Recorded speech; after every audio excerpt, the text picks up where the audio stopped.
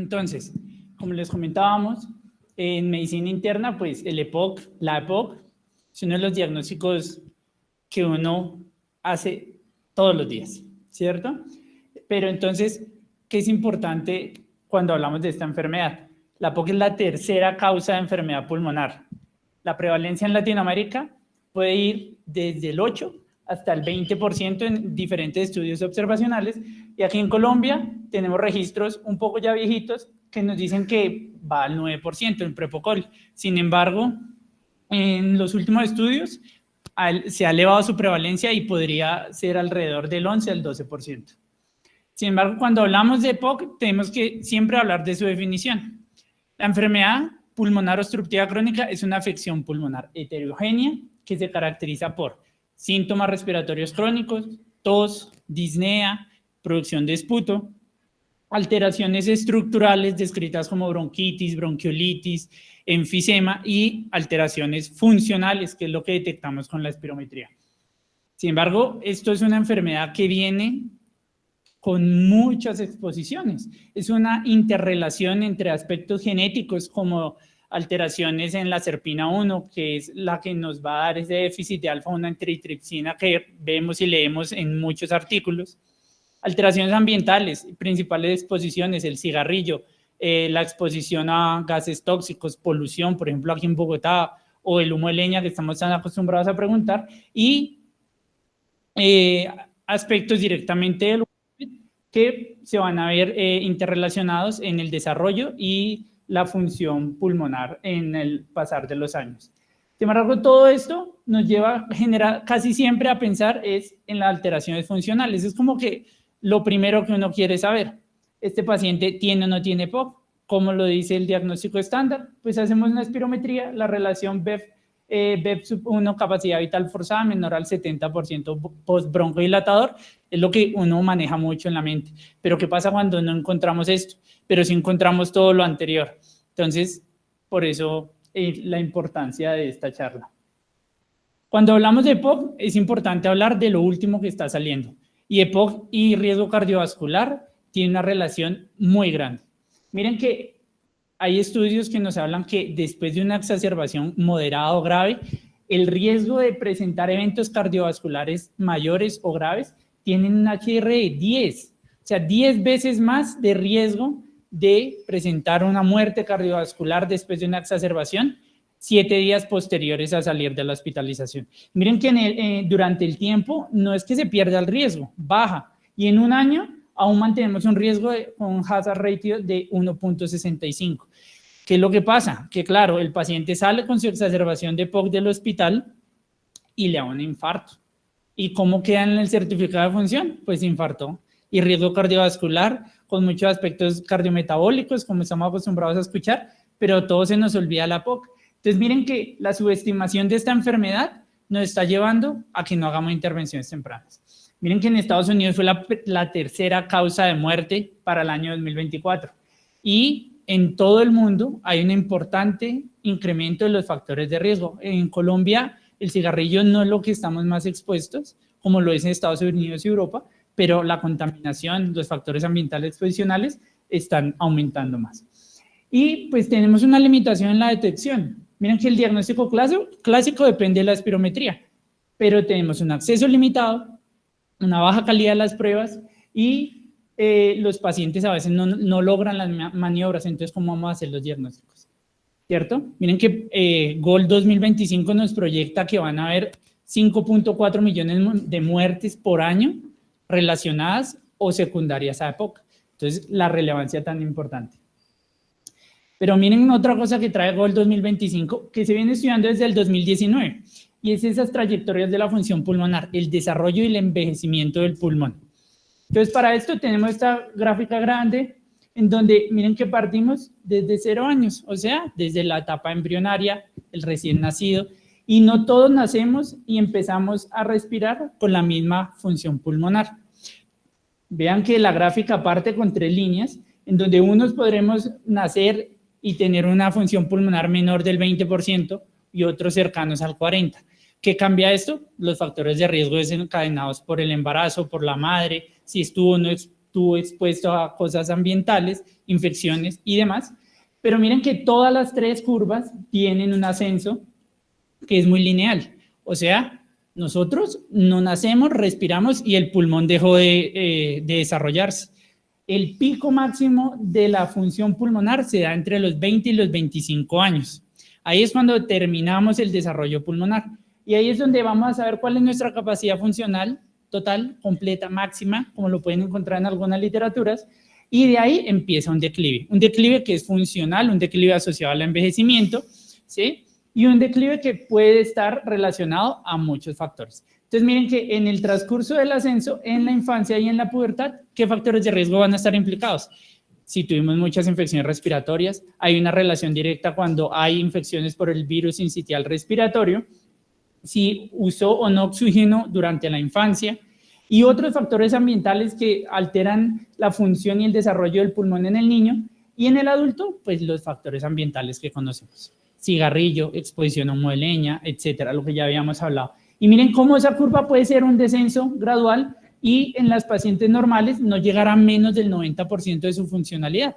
Pero mire que el que arranca desde abajo, el que ya tenía factores de riesgo, rápidamente pierde su función pulmonar y puede llegar a estadios avanzados. Entonces, EPOC, ¿qué nos propone? Nos pone varias categorías, nos pone en ese dilema, y 3 rápidas categorías es el EPOC temprano, leve y joven, donde nos habla básicamente de esta gráfica. Un EPOC temprano nos explica biológicamente todas las alteraciones funcionales desde la infancia, el leve, por decirlo de alguna forma, esa progresión de esas alteraciones, y el temprano básicamente es decir que el paciente se le hizo un diagnóstico de EPOC antes de los 50 años, ¿cierto?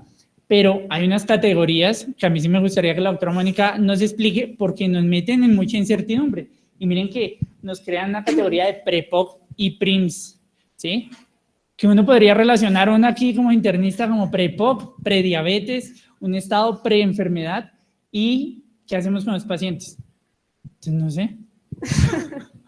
La idea es que fuera un conversatorio y pues parte de todas esas discusiones y lo que les decía Cristian ahorita es algo que nosotros creo que venimos discutiendo pues académicamente, que más que como fellow residente de medicina interna, es como colegas, porque finalmente esto es lo que nos atañe a todos nosotros, ¿no? Y finalmente ustedes son los que realmente van a hacer todos estos diagnósticos. Usualmente al neumólogo le llegan los pacientes o que no mejoran o que ya tienen muchos factores de riesgo, el internista dijo, no, ya no sé qué hacerle, él sigue tose, tiene bronquitis, y pues nosotros a esos son los que nos acercamos. Y la idea es que nosotros podamos llegar a una conclusión y que realmente sea un conversatorio, invitarlos a ver con qué nos quedamos. Como dice Cristian, estos son unos conceptos que nos proponen en esos pacientes que nosotros sabemos que tenemos factores de riesgo, sabemos que fuman un montón, sabemos que tienen alteraciones estructurales en el pulmón, pero no cumplen los criterios para nosotros decirles EPOC. ¿Qué hacemos con ellos? Y la idea es poder intentar hacer un acercamiento un poquito más temprano, poder quitar esos factores de riesgo antes de que nos lleguen a la enfermedad, porque sabemos que cuando ya tenemos una paciente con la enfermedad diagnosticada, se suman un montón de cosas. Al paciente que no tiene, como decía Cristian, una glicada de 6.5 es como, no, pues tranquilo, fresco, no hay tanto afán, pero cuando ya lo tenemos en 12, ya todos empezamos a correr en círculos y empezamos a hacer todo lo que debíamos haber hecho antes. ¿Qué nos proponen? Nos proponen 2 términos. Uno, creado para describir a las personas que tenemos un índice conservado en la relación, sin embargo no tenemos como algo que nos diga, no cumple el criterio pues, estándar de EPOC, pero que vemos deterioros en otros parámetros de la espirometría que a veces no le ponemos tanta atención. Entonces son los pacientes que nos deterioran el BEPSU1, ¿y será que eso sí es importante? O que nos deterioran la capacidad vital forzada, ¿y será que eso sí realmente está impactando o simplemente alguien más decide inventarse una nueva definición? Y esos pacientes con PREPOC son lo otro, cualquier paciente, cualquier edad que tenemos síntomas respiratorios, alteraciones estructurales o alteraciones otras funcionales, está con disnea, tose, es bronquítico crónico y aún así no podemos tener realmente una ausencia del flujo, de una obstrucción al flujo aéreo. ¿Y qué hacemos con esto? Entonces, ¿cómo intervenimos a estos pacientes? Y pues lo más interesante, ¿cómo podemos nosotros como Fabulos inventarnos nuevas preguntas para poder hacerle a la audiencia al respecto? ¿Será que esto se impacta? ¿Estas categorías que están emergiendo realmente están generando algún cambio? ¿Y qué es lo que vemos o qué es lo que estudios nos proponen? Aquí tenemos un seguimiento de unas cohortes en donde lo que vemos es cómo va deteriorando dependiendo del... ¿Dónde señalo? ¿El láser? En la mitad. Aquí lo que vamos a ver, esta tabla o esta primera gráfica es para el deterioro del BEP-1 y esta gráfica es para el deterioro de la capacidad vital forzada. Aquí vamos a tener, los verdes van a ser normales, los amarillos van a ser EPOC, sabemos que los EPOC deterioran, sabemos que unos deterioran más rápido que otros, pero ¿qué pasa con aquellos que realmente no cumplen el criterio? ¿Será que ellos que en los que tenemos alteraciones en la espirometría o síntomas respiratorios realmente tienen un deterioro adicional de los otros parámetros de la espirometría? ¿Y qué podemos ver? Que por ejemplo en estos que tenemos deterioros, o sea, no cumplen el criterio de obstrucción, pero tienen deterioros en otros parámetros de la espirometría, pueden deteriorar hasta 12 mililitros por año, sin que realmente nosotros estemos diagnosticando. Y finalmente, en algún punto, esos pacientes van a pasar EPOC. Y es el grupo más heterogéneo, porque unos pasarán a pre-EPOC, más o menos el 16%, pero aproximadamente más o menos el 12% van a desarrollar finalmente EPOC. Y si podemos cogerlos antes, y si logramos intervenir y hacer todo eso control de factores de riesgo antes de que lleguen a EPOC. Y por el otro lado, aquí tenemos los pacientes de pre-EPOC, que son pacientes que igual deterioran, pero deterioran hasta 42 mililitros por año. Casi se podrían comportar como algo, no sé si han escuchado, que son esos declinadores rápidos, que nosotros sabemos que están perdiendo y perdiendo y perdiendo función pulmonar y sabemos que eso es un factor pronóstico muy importante para nosotros. Y ojalá solo fuera en el BEPS-1. Pasa también en la capacidad vital forzada. Y pasa también en la relación y cómo se comporta la relación. Aquí sabemos que la relación está baja porque estos pacientes son los de EPOC, pero miren cómo esas relaciones tanto para el grupo que no tiene alteraciones obstructivas, pero sí otras alteraciones funcionales, y el grupo que nosotros decidimos llamar pre-EPOC van deteriorando esa capacidad funcional, pues esa relación de la capacidad del BEPS-1 sobre la capacidad vital forzada. Y lo mismo los flujos expiratorios pico, que también están relacionados y en otros estudios han mostrado con pérdidas de año en relación a cuánto nosotros perdemos en esos mililitros de esos flujos expiratorios pico. Entonces sabemos que pierden años, sabemos que pierden capacidad vital forzada y no podemos quedarnos ahí quietos adicionales. Y ojalá fuera solo la función pulmonar, pero no. Ese fue un estudio muy bonito en donde lo que evaluaron es ver si los pacientes, por lo menos que tienen alguna otra alteración de la espirometría, pero que no cumplen criterios de obstrucción para nosotros meterlos en EPOC, se mueren más. Y se nos mueren más. Se nos mueren más por todas las causas de mortalidad. Y decimos, bueno, es que aquí Cristian nos dijo que es que los pacientes se mueren por infarto. Entonces vamos a ver si efectivamente esa mortalidad, cuando la ajustamos a cardiovascular, se mueren más estos pacientes. Y sí, les confiere un factor adicional por muerte cardiovascular en los pacientes que tienen solo alterado un parámetro de la espirometría. Entonces sabemos cómo esto está estrechamente relacionado y cómo no solo es el infarto y no solo son los otros factores de riesgo, sino aquí empieza la función pulmonar y el pulmón a tener un protagonismo un poquito mayor, pero desconocido. Y finalmente decimos, bueno, es que fue el corazón. Como fumaba, entonces simplemente fue enfermedad coronaria. Pero no, cuando vemos las causas relacionadas a muertes respiratorias y las divinos y las separamos de todas las causas de mortalidad, estos pacientes también se mueren más. Entonces, no solo la muerte cardiovascular, sino también es la muerte asociada a causa respiratoria. Y entonces ahí, ¿qué crees que puede uno sacar de todo esto? Claro, miren, hemos hablado de unas categorías emergentes nuevas, estamos hablando de las limitaciones que tenemos para hacer un diagnóstico temprano de EPOC. ¿Qué es lo que no queremos? Que los pacientes lleguen rápidamente a un oxígeno suplementario 24 horas, un tratamiento grande con muchos inhaladores. Entonces, ¿qué pasa con el diagnóstico? Miren, las limitaciones de la espirometría, ya lo habíamos comentado, requieren mucha cooperación del paciente. Hay pacientes, y miren que el gran grueso de nuestros pacientes con EPOC son adultos mayores, que puede que la calidad de la técnica no sea la mejor y estamos interviniendo o interpretando muchas espirometrías que a veces no son lo suficientemente claras para llegar al diagnóstico. Y miren que, bueno, aquí eso a nosotros como residentes de medicina interna nos pasa mucho en neumología, que ahora hay nuevas propuestas para estandarizar resultados. Claro, uno lee Gold y uno se queda con el 70% para el diagnóstico de la relación, pero ahora quieren que lo veamos con un Z-score, que lo ajustemos a la demografía. Entonces, miren que todo esto genera más confusión. Nosotros como internistas, aquí hay médicos generales, acá hay estudiantes. Y en teoría, todos deberíamos detectar a estos pacientes e intervenirlos. Pero entonces con tanta información y tanta estandarización de algunos factores, pues genera confusión. Entonces esas son las limitaciones. Ahora, recordemos que estamos en Colombia. ¿Qué impacto socioeconómico hay de los pacientes con EPOC? Pues imagínense que la disponibilidad de centros de función pulmonar es muy baja. Aquí en Bogotá uno manda una espirometría y ¿cuándo la tiene? Pues a veces rápido, a veces 1, 2, un mes, pero hágala en Bichada, hágala en Baupés, hágala en otro lado donde no hay centros de función pulmonar. ¿Qué vamos a hacer con los pacientes? ¿Vamos a esperar un año para hacerles un diagnóstico? Difícil. Ahora, tras de que no tenemos la espirometría, ¿quién tiene que interpretar esos valores? Pues el médico general, el médico rural, un médico que a veces no se actualiza con EPOC, a veces le gusta la cirugía general, a veces le gusta ortopedia. Entonces, si no tiene 70% de obstrucción, pues nada, para la casa, ¿cierto? Y miren que según las últimas estadísticas, internistas para cada 100.000 habitantes somos de 5 a 6 por cada 100.000 habitantes. Ahora imagínense, neumólogos rondan alrededor de 0.75 por cada 100.000 habitantes, menos de un neumólogo. Entonces, ¿cuándo vamos a detectar estos pacientes? Y lo que ya habíamos comentado, el aumento de factores de riesgo, que yo creo que es muy importante. Pero estas categorías emergentes, ¿cómo nosotros podemos abordar a esos pacientes? ¿Qué le vamos a hacer al PREPO? ¿Qué le vamos a hacer al PRIMS? Entonces, a mí sí me gustaría desde medicina interna neumología, que es quien está abarcando todos estos temas, ¿qué propuestas tiene? ¿Qué nos puede ayudar? Lo bueno es que identificamos un problema, ¿no? Ya identificado el problema, lo que nos queda a nosotros ahorita es ver qué propuestas tenemos para resolverlo, porque quedarnos con el problema es lo más sencillo.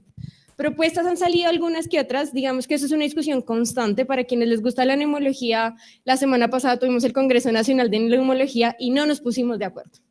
O sea, nosotros no nos pusimos de acuerdo. Les traigo una propuesta, es más o menos reciente, pues no es la única, vamos a ver las limitaciones que tenemos ahorita con esta, pero digamos que nos da una orientación. ¿Qué podemos hacer? Ahorita JAMA sacó más o menos en junio de este año un estudio más o menos de 1.400 pacientes de unas cohortes grandes de enfermedad pulmonar o función pulmonar. Dijo, venga, vamos a reorganizarnos, vamos a llamar algo a criterios mayores. ¿Qué vamos a llamar criterios mayores? A lo que normalmente conocemos como EPOC, es decir, una relación de 0.7. Y pues como nosotros recientemente, es decir, hace 3 años estandarizamos la espirometría nuevamente, entonces no vamos a quedarnos con el 0.7. Vamos a decir que esta relación menor al límite inferior de la normalidad también vamos a llamar como un criterio mayor de EPOC. Luego vamos a ver cómo es que nosotros interpretamos ese límite inferior de la normalidad y los bemoles que tenemos al respecto de manera epidemiológica y estadística. Y vamos a llamar algo que vamos a llamar criterios menores. Y estos criterios menores vamos a meter todo lo que nosotros sabemos que causa la enfermedad pulmonar obstructiva crónica, que es enfisema, engrosamiento de las paredes bronquiales, disnea, alteraciones en la calidad de vida, sea por cualquiera de los scores que están aquí mencionados, y bronquitis crónica. Y vamos a definir, o la propuesta de este gran grupo es, vamos a tener un criterio mayor, o sea, un diagnóstico, si tengo al menos un criterio mayor más uno menor, o si tengo criterios menores. Y aquí nosotros nos pusimos súper contentos, porque entonces, ¿será que realmente cambia o solo es el residente de medicina interna que le gusta la neumología y quiere presentarse al programa, que dice como no, en junio de 25 salió esto?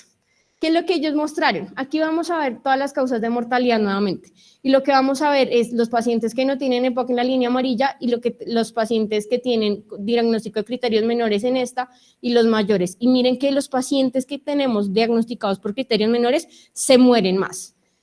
Y el problema no solo es eso, pues bueno, se mueren más, pero cuando ajustamos por las causas de mortalidad, miren cómo estos pacientes que nosotros diagnosticamos como el nuevo esquema, parecieran que tuvieron una mortalidad ligeramente mayor a esos que clásicamente estamos diagnosticando con las guías GOLD 2025 y pues las anteriores. Esto nos está mostrando que hay algo que pasa. Y estos individuos con criterios basados en criterios menores sin obstrucción espirométrica, porque es que no tienen la alteración obstructiva espirométrica, tienen casi el doble riesgo de muerte comparado con los de no EPOC. Entonces están muriendo el doble. ¿Es importante identificarlos? Sí. Y no es solo la mortalidad, se exacerban más. Estos pacientes también generan aumento en las exacerbaciones y eso, como lo decía Cristian, entonces son pacientes que consultan más, son pacientes que gastan más recursos de salud y que están más hospitalizados. Y estos incluso sin obstrucción, pues tienen una exacerbación el doble. ¿Será que solo es ruido o realmente es una enfermedad que no estamos diagnosticando? Y finalmente estos cambios de la función pulmonar que hemos visto en las anteriores clasificaciones también pierden función pulmonar más rápido de los que no son EPOC. Y este subgrupo clínicamente importante que GOLD no logra clasificar y no identifica. Entonces nos estamos enfrentando a pacientes que no estamos identificando oportunamente. ¿Cuáles son las limitaciones grandes que tenemos? No nos reportan sensibilidad y especificidad, y a todos los internistas nos gusta saber cuál es la sensibilidad, cuál es la especificidad, cuáles son los LRs, porque es que eso nos encanta. La tomografía obligatoria, pues la tomografía se vuelve como una parte importante y obligatoria del diagnóstico. Entonces, sabemos que no tenemos espirometría, pero es chistoso, montamos más TACs que clínicas de función pulmonar. Entonces, ahí uno dice, bueno, de pronto quizás la tomografía sí es una herramienta que nos puede ayudar. Importante, pues la disponibilidad, el costo y la radiación. Vamos a hacerle tomografía a todos los pacientes que tengamos EPOC, entonces los radiamos a todos. Y tenemos una variabilidad importante, que yo creo que si hay radiólogos sería muy importante que nos ayudaran en este análisis de la pared bronquial, porque nosotros no sabemos muy bien cómo es eso de la pared bronquial y esos tapones de moco. Y el problema importante es incluir el asma en la categoría menor. Entonces, como sabemos, todo es criterio clínico y para eso somos los mejores. Entonces, claro, miren, todo esto nos lleva a que, como internistas, tenemos que resaltar estos conceptos. Y es que las trayectorias de los pacientes con EPOC, como vieron la curva, pues son dinámicas. Hay subgrupos específicos que están relacionados con mayor progresión y pérdida de función pulmonar y mortalidad. Es importante detectarlos. Y el diagnóstico, pues siempre será multidimensional. Siempre será con sus antecedentes. Miren, la espirometría seguirá siendo el pilar, ¿sí? Pero no es lo único. No olviden hablar con sus pacientes, no olviden ver esos factores de riesgo, porque todo esto nos ayuda a hacer intervenciones tempranas. Y estas intervenciones nos evitan progresión, nos evitan más tiempo, nos permiten tener al paciente más tiempo sin oxígeno, con más calidad de vida, con más funcionalidad. Y pues que existen estados de riesgo que incluyen pacientes jóvenes. Entonces, olvidarnos que la POC es solo una enfermedad de adulto mayor, sino miren que desde los 20 años, desde los 25 años empieza ese declive y tenemos que determinar qué lo puede acelerar y qué no. ¿Listo? Entonces, muchas gracias.